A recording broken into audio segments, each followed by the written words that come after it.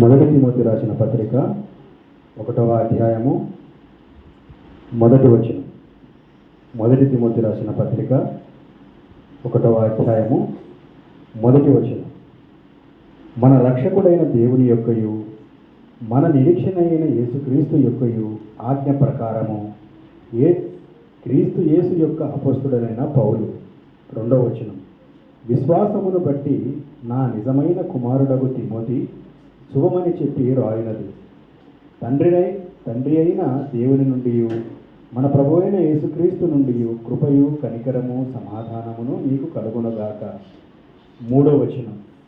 నేను మాసిదోనియకు వెలుచుండగా సత్యమునకు భిన్నమైన బోధ చేయవద్దనియు కల్పనా కథల నిమిత్తము లేని వంశవాళులను విశ్వాస సంబంధమైన దేవుని ఏర్పాటుతో కాక వివాహముతోనే సంబంధము కలిగి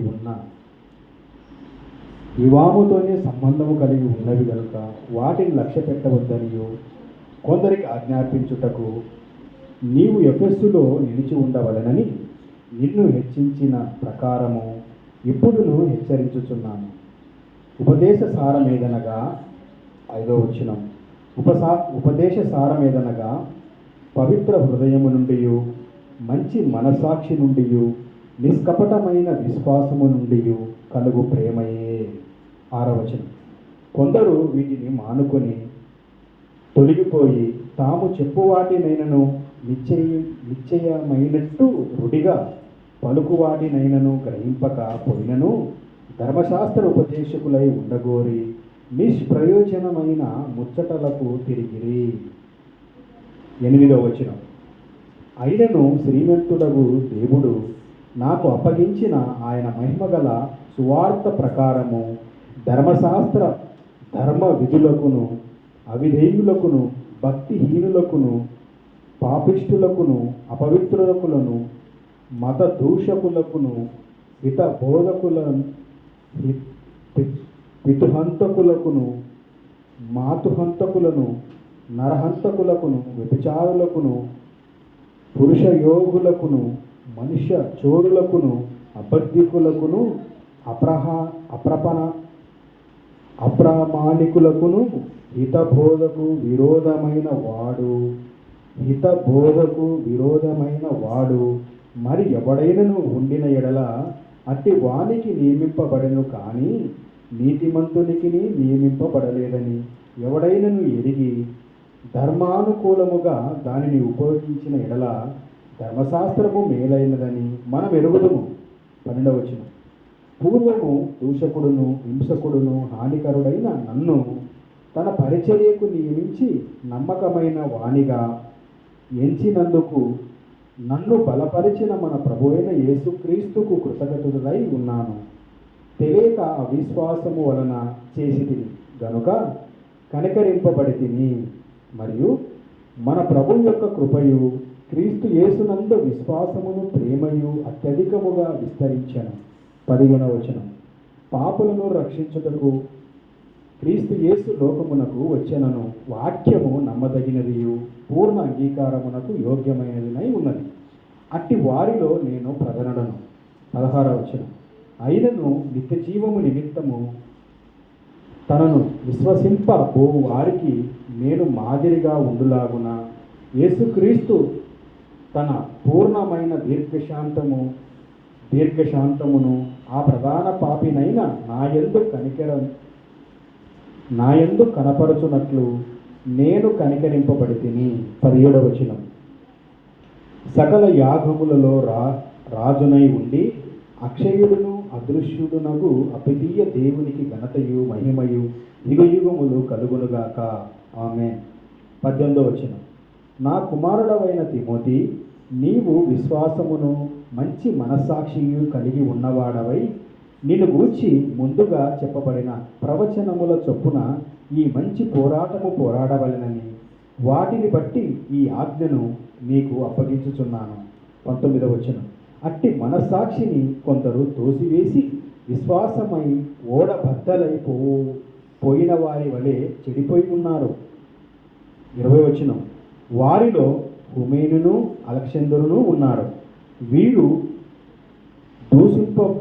దూషింపకుండా దూషింపకుండా శిక్షపడి దూషింపకుండా శిక్షింపబడుటకే వీరిని సాతానుకు అప్పగించి తిని. తిమోతికి రాసిన 2వ అధ్యాయము 1వ వచనం. మనము సంపూర్ణ భక్తియు మాన్యతయు కలిగి నెమ్మదిగాను సుఖముగాను బ్రతుకు నిమిత్తము అన్నిటికంటే ముఖ్యముగా మనుషులందరి కొరకును రాజుల కొరకును అధికారుల కొరకును విజ్ఞాపనలను ప్రార్థనలను యాచనలను కృతజ్ఞతాస్తులు చేయవలెనని హెచ్చించుచున్నాను. ఇది మంచిదియు మన రక్షకులకు దేవుని దృష్టికి అనుకూలమైనై ఉన్నది. 4వ వచనం. ఆయన మనుషులందరూ రక్షణ పొంది సత్యము గూర్చిన అనుభవ జ్ఞానము గలవారై ఉండవలెనని ఇచ్చయించుకొనుచున్నాడు. 5వ వచనం. దేవుడొక్కడే, దేవునికిని నరులకును మధ్యవర్తియు ఒక్కడే, ఆయన యేసుక్రీస్తు అను నరుడు. 6వ వచనం. ఈయన అందరి కొరకు విమోచన క్రయాధనముగా తనను తానే సమర్చించుకొనెను. దీనిని గూర్చిన సాక్ష్యము యుక్త కాలమందు ఇవ్వబడెను. ఈ సాక్ష్యం ఇచ్చుటకై నేను ప్రకటించువాడనుగాను అపొస్తలుగాను విశ్వాస సత్యము విషయములోను అన్యజనులకు బోధకుడును కాను నియమింపబడి తిని. నేను సత్యమే చెప్పుచున్నాను, అబద్ధమాడుటలేదు.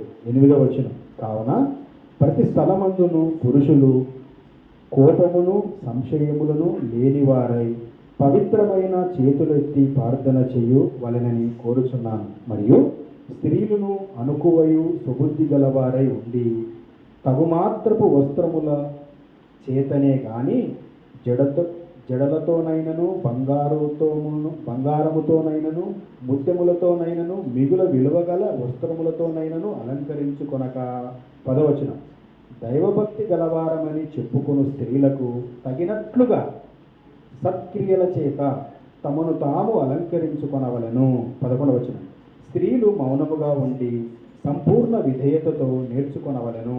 స్త్రీ మౌనముగా ఉండవలసినదే గాని ఉపదేశించుటకైనను పురుషుని మీద అధికారము చేయుటకైనను ఆమెకు సెలవు లేదు. 13వ వచనం. మొదట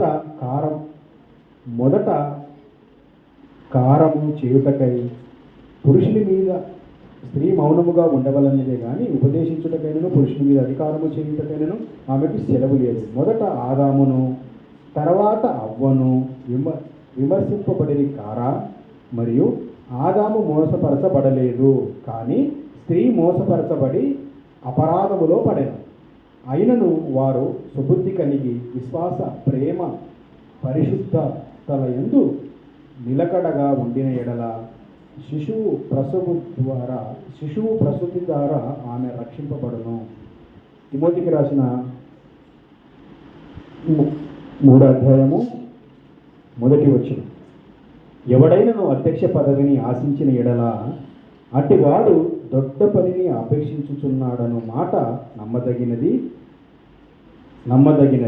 అధ్యక్షుడగు వాడు నిందారహితుడును ఏకపత్ని పురుషుడును మితానుభావముడును సుబుద్ధి గలవాడును మర్యాదస్తుడును అతిథి ప్రియుడును బోధింపదగిన వాడునై ఉండి మద్యపానీయు కొట్టువాడును కాక సాత్వికుడును జగడ మాడని వాడును ధనాపేక్ష లేని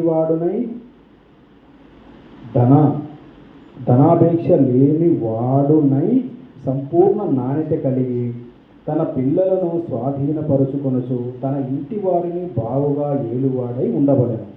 ఎవడైనను తన ఇంటి వారిని ఏలనేరక పోయిన ఎడల అతడు దేవుని సంఘమును ఎలాగ పాలించును?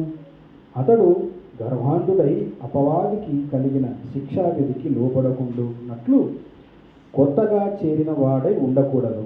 మరియు అతడు నిందపాలై అపవాది ఉరిలో పడిపోకుండునట్లు సంఘమునకు వెలుపటి వారి చేత మంచి మనస్సాక్ష్యము పొందిన వాడై ఉండవలెను. అలాగుననే పరిచారకులు మాన్యులై వాడనై ఉండవలెను.